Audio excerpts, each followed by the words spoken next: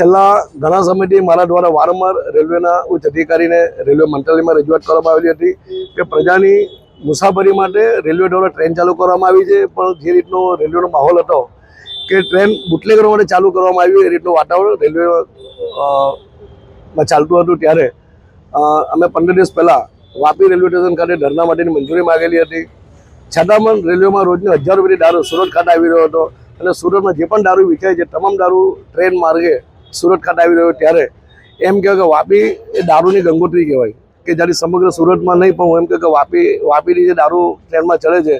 જે બરોડા સુધી દારૂ ટ્રેન મારફતે જાય છે. ત્યારે આજે અમે વાપી ખાતે ધરણાનો કાર્યક્રમ રાખેલો હતો અને પોતાની પોલ ઉઘાડી ન પડી જાય તે માટે રેલવે પ્રશાસન દ્વારા પોતાની સત્તાનો દુરુપયોગ કરીને અમારા 70 જેટલા કાર્યકર્તાઓને સુરત રેલવે ખાતેથી ડિટેન કરવામાં આવ્યા છે. હું એ જ કહેવું છું કે જે કામ રેલવે પોલીસનું જે કામ મુસાફરો દ્વારા કરવામાં આવે છે, વારંવાર મુસાફરો દ્વારા ટ્રેનોમાં જંટારેડ કરવામાં આવે છે, પરંતુ જાણે પોલીસને પગાર ઓછો પડતો એમ દારૂની ઇન્કમ પર એમને જીવવું હોય તે રીતે ટ્રેનોમાં ખુલ્લામ દારૂની હેરાફેરી થતી હતી. વારંવાર મુસાફરો દ્વારા ટ્રેનમાં દારૂ પકડવામાં આવે છે. જે કામ પોલીસનું છે, જે કામ આરપીએફનું છે, એ કામ પબ્લિક દ્વારા કરવામાં આવતું. ત્યારે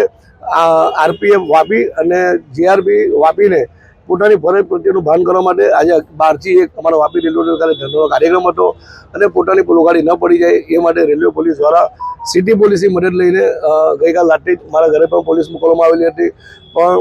વારંવાર મને પોલીસની કાર્યપદ્ધતિનો ખ્યાલ હોય એટલે મારા ઘરે નીકળી ગયેલો હતો અને આજે સવારે અમે 9 વાગે વાપી ખાતે જવા માટે સુરત સ્ટેશન ખાતે ભેગા થયા. ત્યારે અમારા સૌ કાર્યકર્તાને સુરત રેલવે સ્ટેશન ખાતેથી સુરત રેલવે પોલીસ દ્વારા ડિટેન કરવામાં આવી છે.